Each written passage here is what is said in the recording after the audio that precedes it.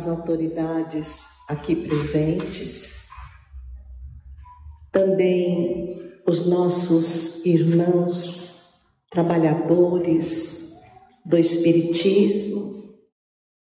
Jesus, como Ele anda esquecido no coração de cada um de nós. Recordamo-lo nos caminhos áridos da Galileia, juntando os 12 apóstolos, que em nenhum momento, quando tocados pelo seu olhar, negaram o convite. Deixaram para trás os afazeres e compreenderam de alguma forma que aquele homem, vestido à moda dos nazarenos, os convidava para algo extraordinário. Jesus dividiu as eras da humanidade. Veio não destruir as leis do passado, mas acrescentá-las e dar-lhes cumprimento. Jesus inaugurou a era do amor. Ensinou-nos a perdoar, não 1, 2, 3, mas 7 vezes 70 vezes. E agora, chegado ao nosso tempo, em que o mundo conturbado nos pede perseverança e amor, encontramos-nos todos aturdidos, muitos despojados da fé, mergulhados no materialismo destruidor, que lhes aponta o nada como destino. A juventude, arrebatada pela mídia e sem a orientação cristã, seja qual for a religião, perde-se nos torvelinhos do vício, da criminalidade, da sexualidade desregrada, para logo depois encontrar-se em desespero e fugir muitas vezes pela enganosa porta do suicídio. Hoje nós queremos fazer um convite à alma de cada um, que nos transportemos à Galileia, a um exato lugar próximo a Cafarnaum, à frente do lago de Tiberíades, também conhecido como Lago de Genezaré, para um encontro com Jesus. Ali, distante apenas 3 quilômetros, ele convidou os discípulos para uma conversa íntima. Claro, Jesus, além dos que o seguiam, arrastava também uma multidão de aflitos, de desesperados, em sua maioria mulheres e mães, que portavam em seus braços os filhos a caminho da morte iminente, outros impossibilitados de andar, de ouvir, de ver. Jesus acolhia também os leprosos excluídos da sociedade, que tinham os seus nomes riscados do livro dos vivos, que eram obrigados a ficar detidos no conhecido Vale dos Leprosos, fora das muralhas de Jerusalém. E são inúmeros os casos em que, estendendo as suas mãos e rogando ao Pai que intercedesse. Eles caminhavam, enxergavam e tinham limpa a pele de todas as chagas, mas ele os advertia a todos: não volteis a pecar, para que não vos aconteça algo pior. Sendo que a palavra pecar, à época no aramaico, que era uma linguagem muito pobre, significava errar o alvo. Então, ele nos chamava a atenção para a reformulação moral, para a nossa melhoria íntima, que é a verdadeira cura. Porque a doença que chega ao corpo adentra o último estágio para impressionar o espírito. Porque quando estamos reencarnados, o corpo parece aprisionar toda a sensibilidade. Então, isso nos faz voltar extremamente para ele, esquecendo que somos imortais, que somos espíritos, e que a doença provém como resultado das próprias atitudes. Ali, naquele entardecer, no que hoje nós conhecemos como Monte das Beatitudes, Jesus não reuniu, ao contrário do que pensamos, apenas os seus discípulos. Também acercaram-se dele os sacerdotes do templo, os doutores da lei, os poderosos, porque sentiam-se ameaçados por esse tal reino dos céus que esse homem estranho oferecia às pessoas, um reino de liberdade. Eles não podiam aceitar. Um reino de felicidade, onde todos se chamariam e se reconheceriam como irmãos. Eles não aceitavam ser irmãos dos pobres, dos doentes, dos estropiados. Isso era uma ofensa, porque a hierarquia judaica dividia o povo em 3 classes. A classe dos sacerdotes, que era a representação direta e imediata de Deus. Eles detinham em suas mãos o direito de decidir o destino de qualquer criatura.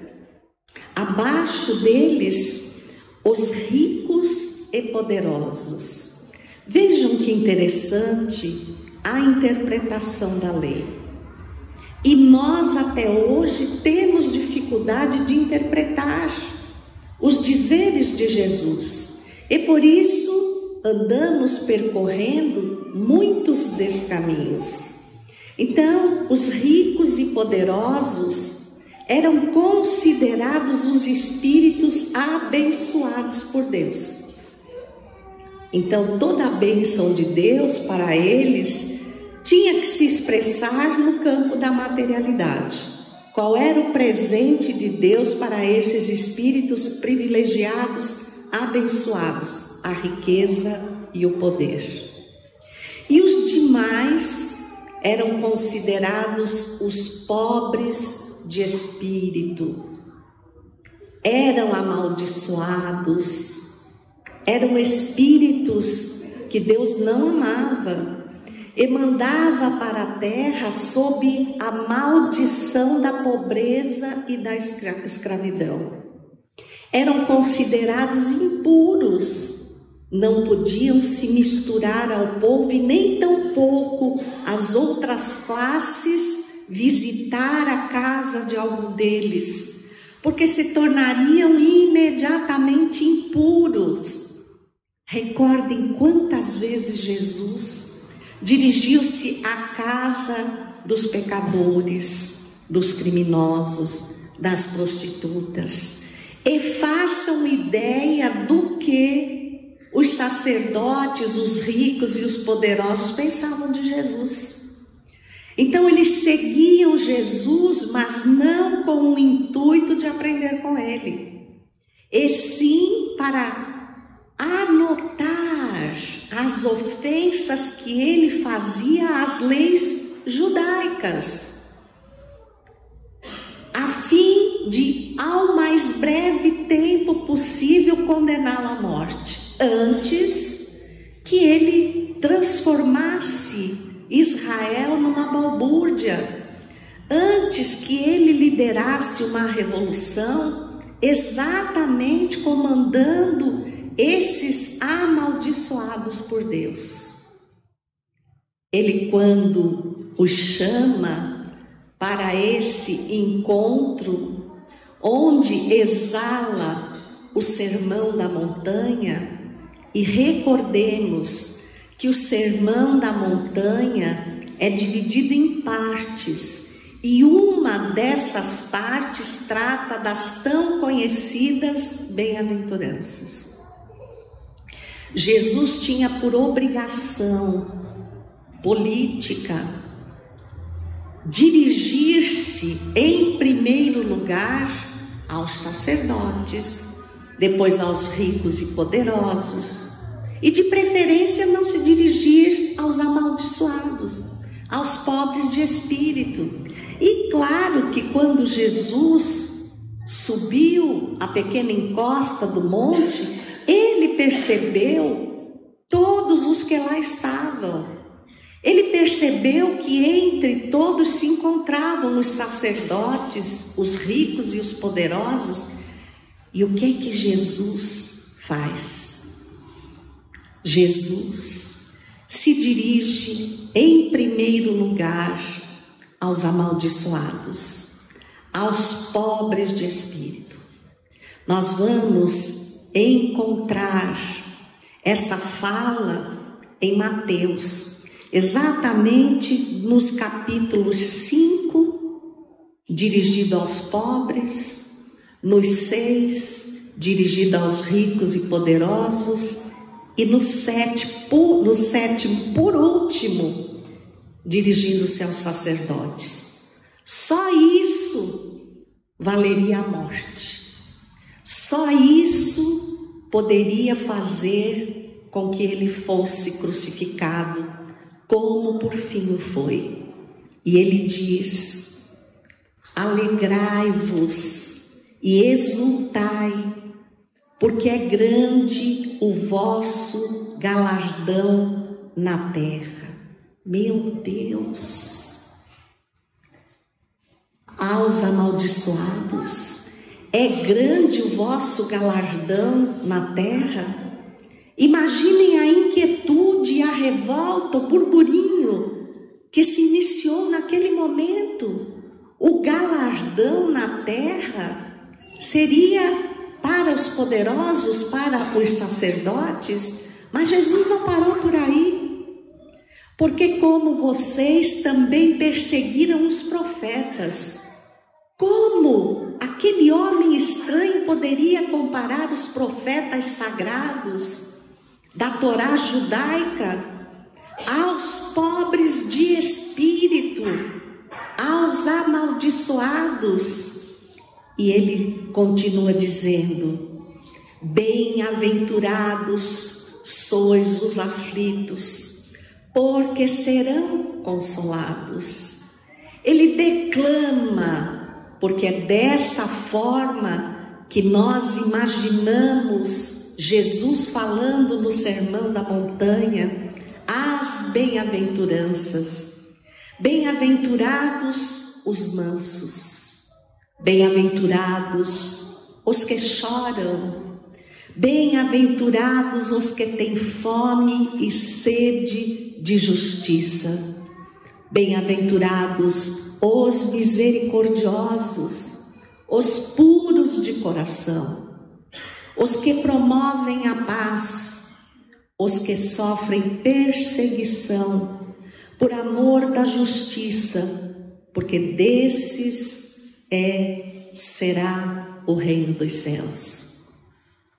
Ele fez uma sequência de citações ofensivas, mas ao mesmo tempo voltando-se para aqueles que eram totalmente excluídos, com os quais ninguém se preocupava. Ele abraçava a dor na terra e ensinava-lhes que nenhum valor material é capaz de distinguir a condição do espírito perante o Pai. Quando ele diz: o Pai que está nos céus, somos todos filhos do mesmo Pai, ele ofende a todas as classes sociais, porque eles acreditavam sim no Messias, mas tinham a absoluta certeza de que esse Messias viria pelas famílias de alta aristocracia de Israel, traria um poder de guerra incomparável, porque no fundo o que eles desejavam era a liberdade do jugo romano. Não nos esqueçamos que os hebreus, que posteriormente deram origem à raça dos judeus, permaneceu escravizada por 420 anos no Egito. E quando se libertou, sob a condição de Moisés, que os levou em direção à terra prometida, como os escolhidos. E aqui eu abro parênteses para contar uma pequena curiosidade de que o trajeto que Moisés percorreu do Egito até Jerusalém era feito em semanas. Era a rota das caravanas comerciais da época. Moisés era filho da filha do faraó. Ele recebeu toda a cultura, todo o preparo. Os judeus, na época hebreus, não saíam daquele lugar, mas ele saía. Ele conhecia o roteiro. Então fica aqui a pergunta: por que ele demorou 40 anos? Entramos dizendo que 40, o número 40, é uma simbologia judaica que fala de aperfeiçoamento, de mudança. Então nós não vamos saber se foram exatamente 40 anos, mas foi o tempo de passagem de uma geração inteira. Por quê? Porque aqueles que saíram traziam consigo uma revolta imensa, queriam vingança. E Moisés, como precursor do Cristo, que o antecedeu em 1500 anos, preparava um povo que ele deveria libertar dos cultos de muitos deuses para a crença num Deus único, a fim de que eles estivessem aptos a receber o tão esperado Messias. Então toda uma geração passou, e a que veio foi educada com outros propósitos, não apenas com os 10 mandamentos, que preservados até hoje, interpretados ao sabor de cada religião, fazem valer o cunho moral, a educação moral, a evolução do espírito. Mas Moisés era um grande legislador e ele criou em torno de mais 625 leis para regularizar os hábitos daquele povo escravizado. Porém, como todos vimos a casa espírita ou vamos à igreja, e nem todos nos transformamos, nem todos entendemos da mesma forma, muitos continuaram aguardando o Messias, porque ele não podia ser Jesus. Jesus nascera num lar pobre, pertencia a uma família de Nazaré, sem nenhum tipo de recursos. Era uma família tão tão simples, tão humilde, que pertencia à classe dos pobres de espíritos, dos amaldiçoados. Como é que Deus mandaria o Messias através dos amaldiçoados? Então eles não acreditavam que fosse Jesus, mas para eles Jesus estava cometendo um grave deslize e incitando o povo a uma revolta não contra os romanos, mas contra os poderes de Israel. Aquela tarde, claro que a multidão simples, os sofridos, eram em maior número. Por isso os ricos, os poderosos e os sacerdotes se aquietaram, mas foram duramente ofensivos. E pior ficou a situação quando Jesus não para por aí e diz-lhes: vós sois o sal da terra. Como assim? O sal era moeda muito valorosa à época. Grandes somas de dinheiro às vezes não valiam tanto quanto um carregamento de sal. E o sal tem um significado de vida, porque o sal nunca perde o seu sabor. Você pode pegar o sal, misturar com o que você quiser, que no fundo de toda essa mistura você vai sentir o sal. Veja a dona de casa. Põe esse tempero, põe aquele tempero, põe outro, chega na mesa, alguém diz: tá com pouco sal. Parece que todo o resto não conseguiu cobrir a falta do sal. Mas o sal também tem uma propriedade excepcional. Dilua o sal em água e ele torna-se transparente. Mas prove a água e imediatamente identificará o sal. O que Jesus queria dizer com isso? Que não vale apenas para aqueles pobres, vale para nós hoje. Vós sois o sal da terra. Não vos corrompam. Nunca percam o sabor.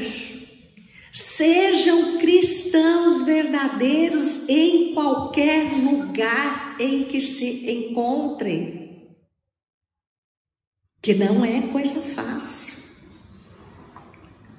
Deem o sabor à terra, levem o corpo da doutrina cristã e deem o sabor àqueles que em nada creem, aos que estão desvalidos, aos que se encontram desesperados. Sede vós o sal, sede vós os que dão aos outros um sentido de vida, que dizem às criaturas que todas temos uma missão a cumprir. E quando cristãos, não importa se estamos diluídos na sociedade, nós lhes damos o caminho, lhe oferecemos o sabor, lhes damos o toque da cristandade.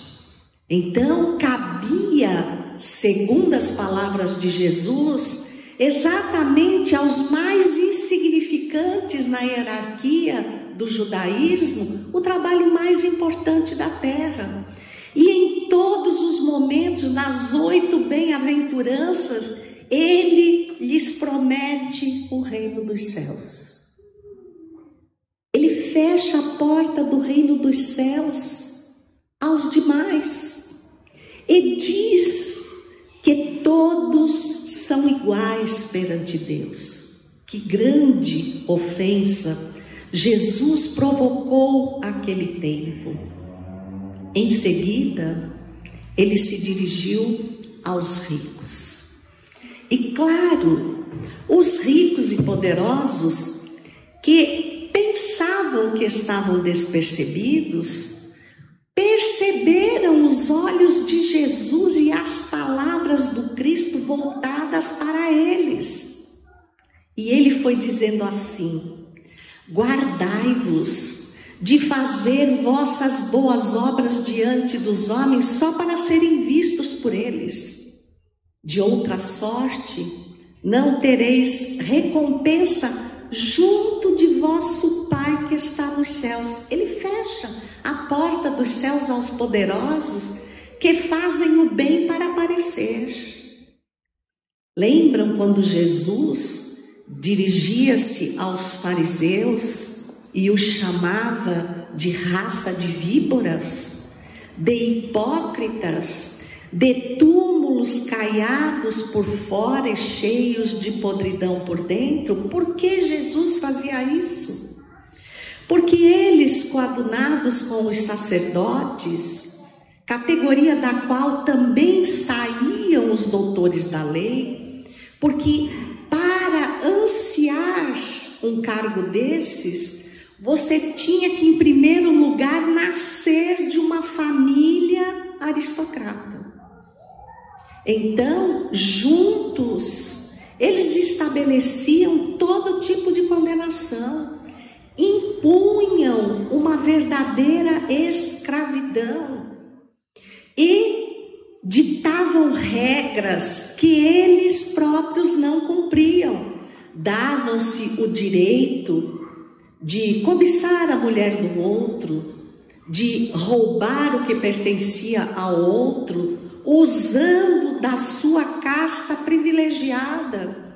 Nós vemos Paulo de Tarso relembrar-se do tempo em que era Saulo de Tarso, no Sinédrio de Jerusalém, o ranço que ele tinha, porque conhecia o Sinédrio por dentro, sabia que a regra do Sinédrio era: façam o que nós mandamos e não tomem conhecimento do que nós fazemos.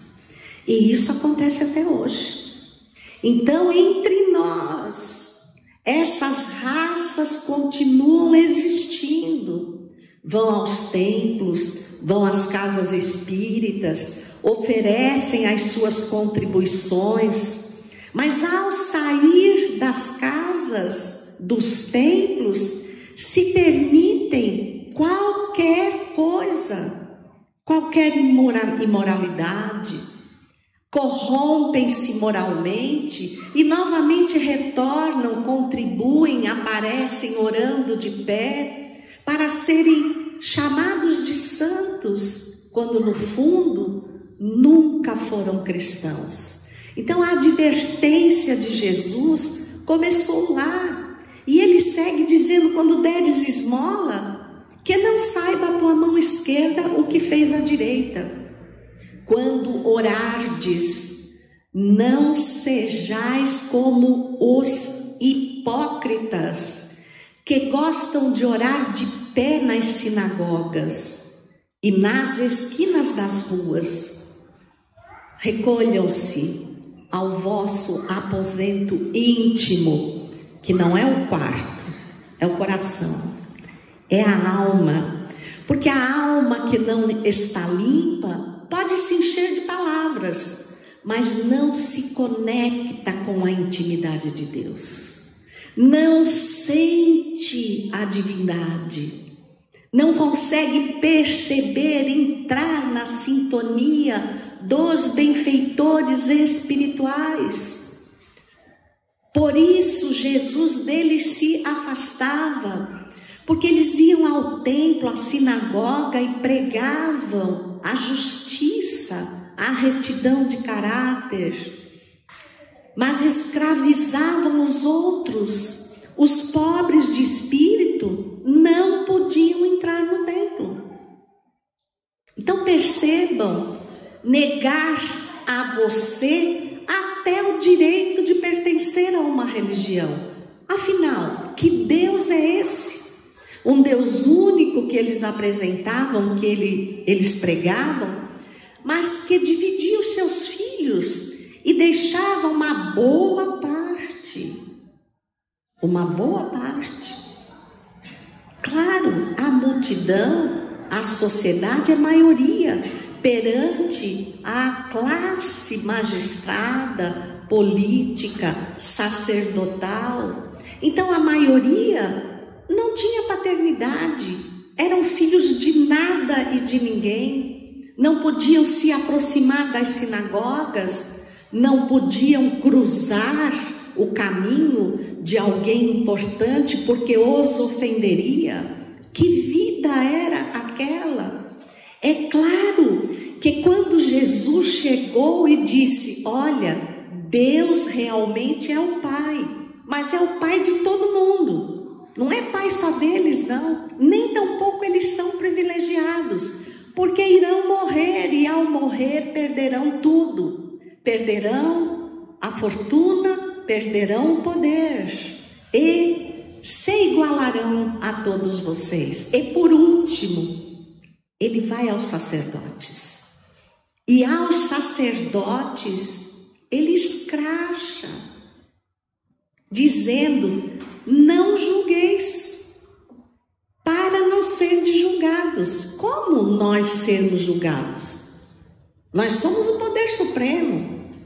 Eles acreditavam que tinham a autoridade de Deus, que ali estavam apenas para julgar, mas eles nunca seriam julgados, nem Deus tinha esse poder. Não condeneis, para não serdes condenados, porque a condenação que eles estabeleciam procedia exatamente do desagrado que o povo lhes fazia, e não porque eram criminosos, ou porque feriam realmente a justiça. Porque com a mesma medida com que medirdes, vos medirão a vós. Mas quem ousará medir a nós? E aí ele fala algo que vale muito para nós hoje.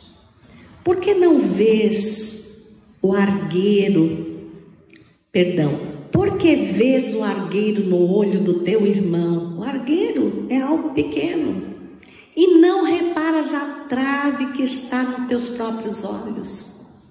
Somos nós olhando o defeito do outro e simplesmente ignorando o nosso, que às vezes é muito pior. E isso me faz recordar uma pequena história de um casal que mudou para uma casa modesta, e todos os dias pela manhã a esposa levantava-se, preparava o café, o marido sentava-se de costas para a janela e ela ficava de frente para a janela, e sempre durante o café ela ficava dizendo: nossa, como a vizinha lava mal a roupa é encardida, ela não tem cuidado, ela não tem capricho. Certa feita, ela senta-se para tomar café e se espanta e diz: nossa, é a primeira vez que eu vejo a roupa da vizinha tão branca. E o marido ergue os olhos e ele diz: é porque hoje, olha que mérito para os homens, eu levantei mais cedo e limpei o vidro. Então, pelo vidro sujo, é por isso que dizem que as mulheres falam demais e são fofoqueiras, porque são os maridos que limpam os vidros, né?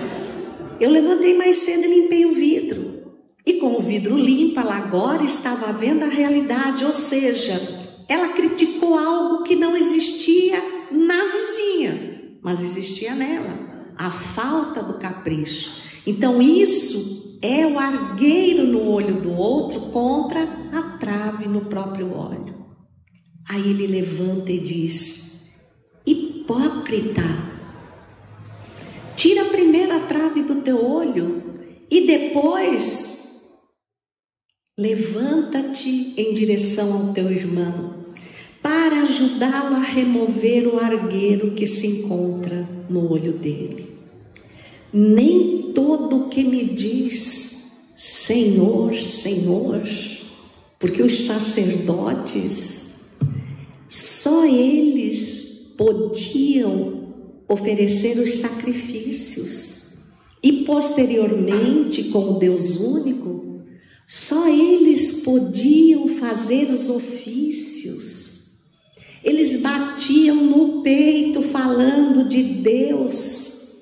Mas Jesus disse, conhecendo-os: nem todos os que dizem Senhor, Senhor entrará no reino dos céus, mas somente aquele que faz a vontade de meu Pai que está nos céus.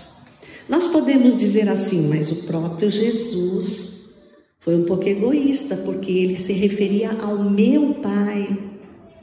Mas quando Jesus se declarava filho de Deus e amava os excluídos como seus irmãos, ele estava dizendo que esse Deus ao qual os ricos, poderosos e sacerdotes se referiam não poderia ser o mesmo Deus, porque o Deus que era pai dele e dos demais era Deus de amor, era Deus de misericórdia, nunca privilegiaria ninguém. Os séculos se passaram, nós hoje somos espíritas, e se porventura aqui tiver alguém de outra religião irmã, nós somos cristãos, mas nós temos nos comportado como tal? Será que em algum momento nós realmente fomos cristãos? Porque o verdadeiro cristão ama ao seu próximo como a si mesmo. E como é que eu vou amar um inimigo? Como é que eu vou amar alguém que me fez mal, que me odeia, que me calumnia? Ao menos não desejar-lhe mal. É o primeiro patamar do amor. Não tramar o mal contra ele. É preferível continuar a ser a vítima, o perseguido ou injuriado. Porque Jesus fala no Sermão da Montanha que esses herdarão a terra. Ele nos pede para sermos mansos e pacíficos. Perceba-se em casa, no trabalho, no trânsito. Você é manso e pacífico? Ele nos pede para sermos misericordiosos, olhar para alguém que está numa penúria moral, porque nós temos facilidade de compreender a penúria material, e nos engalanamos para dar alguma coisa, quase como os doutores da lei. É difícil nós darmos algo material sem constranger o que recebe. Mas aceitar os que se encontram em penúria moral, os criminosos, os dependentes químicos e outros, olhar para eles e ter misericórdia, fazer alguma coisa por eles. Não pensar somente em segregá-los para que não nos perturbem, porque eles poderão nascer no meio de nós, ou nós poderemos nos tornar um deles. Então Jesus nos fala das posições que vez por outra vamos ocupar. Não, mas eu já sou espírita. Mas nem todos os que dizem Senhor, Senhor entrarão no reino dos céus. Como espírita, o que você já conseguiu reformular dentro de você? Quão melhor você já está, não dentro do centro, na hora da reunião mediúnica ou da tarefa de assistência social, mas lá em casa, onde ninguém te vê, no meio da sua família, junto ao familiar mais difícil, mais desafiador. Como é que você trata as suas crianças e os seus velhos? Quanto você dedica do seu tempo a eles? Quanto você dedica do seu tempo a alguém que mora pegado à sua casa, que está vivendo uma situação grave? Você se propõe a escutar essa pessoa, a saber por que ela está naquela situação e o que você pode fazer por ela? Ou simplesmente você passa, dá um sorriso e deixa ficar a sós? Então, a nossa proposta de hoje é sentarmos-nos todos diante do monte em que Jesus declamava as bem-aventuranças, olhar intimamente nos olhos dele e perguntar para si mesmo em qual categoria eu me encontro. Eu faço parte da multidão dos pobres de espírito? Ou será que eu pertenço aos ricos e poderosos? Ou me sinto quase como um sacerdote acima dos demais? Quais são os dizeres de Jesus que cabem para mim nesse momento? E não importa qual sejam, por isso a conversa é entre cada um de nós e ele. Mas guardemos o que se refere a nós, porque é tempo de nos modificarmos. Pensemos que hora grave vive a terra, que hora dolorosa e desafiadora,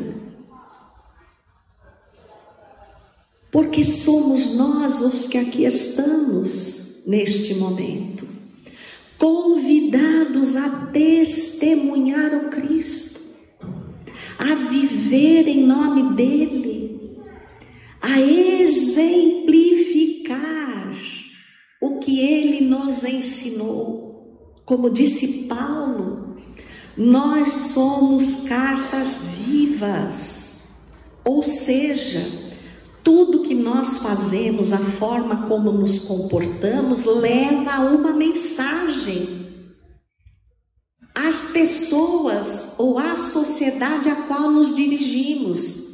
Qual é a mensagem da sua carta? O que é que diz a sua carta? Fala de Jesus? Promove a cristandade? Ou é uma carta egoísta, presunçosa, mentirosa? Pensemos que Jesus seja a nossa referência maior, mas não para depositá-la nas estantes empoeiradas, mas trazê-la para dentro do coração, para viver neste tempo a moda do que ele nos ensinou. E você pode dizer, mas é praticamente impossível. O mundo de hoje é completamente diferente. Aí eu lembro de Chico, no livro Chico de Francisco, de Adelino da Silveira. O Chico dá uma opinião tida como moralista para os seus sobrinhos, e um deles diz: pô, tio, isso não faz mais parte de hoje, em que tempo você vive? E ele sorri e diz: eu vivo no tempo da consciência.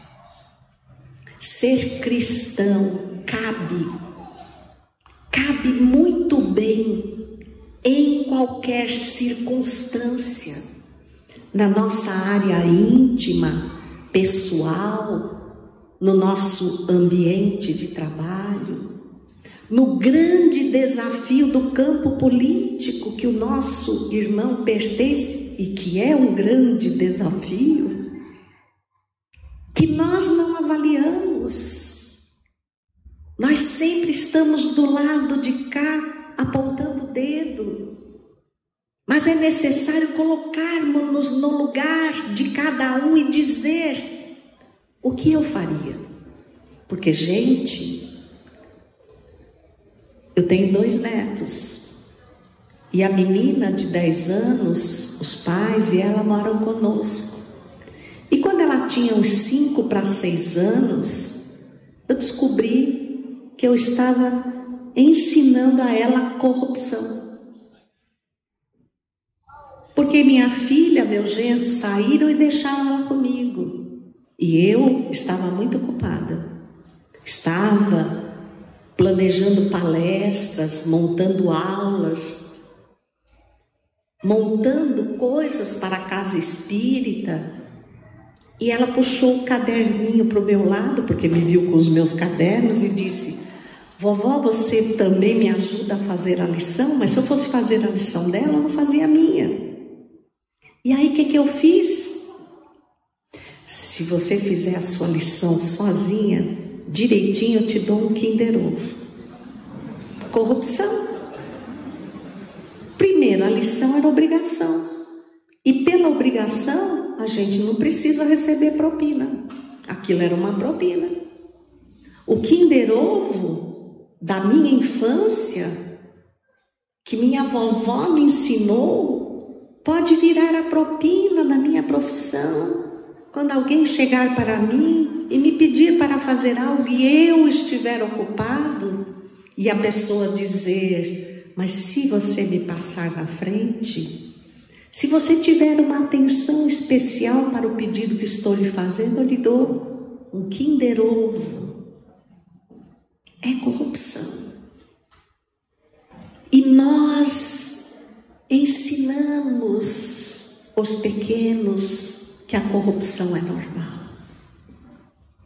Como eles se portarão amanhã nas áreas em que irão exercer a sua função de cidadãos do mundo, muito mais do que isso, cidadãos do universo. Porque hoje eu estou nesta casa do Pai, mas poderei habitar em qualquer uma delas, quando verdadeiramente eu puder me sentar a sós com Jesus e ouvi-lo dizer para mim: bem-aventurado és, por seres pobre de espírito e humilde de coração. Bem-aventurado és por ser não apenas manso e pacífico, mas um pacificador, que não é aquele que tem paz, mas aquele que leva e constrói a paz. Bem-aventurado tu és, porque em teu coração abrigou-se a compaixão.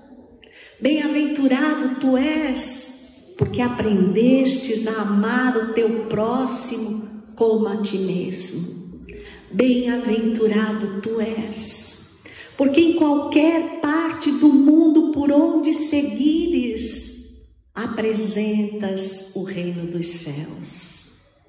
Bem-aventurado tu és, porque vivendo num mundo de provas e expiações, sabendo que o governador espiritual, o líder espiritual que nos conduz pelo exemplo moral que traz em si é Jesus. Bem-aventurado tu és, porque podes verdadeiramente ser chamado cristão. E que saiamos daqui com esse encontro marcado com Cristo aos pés do monte, para iniciarmos o retorno do Filho pródigo, reformulando-nos e instalando definitivamente na alma a paz e o amor do Cristo. Muita gratidão e uma feliz noite a todos.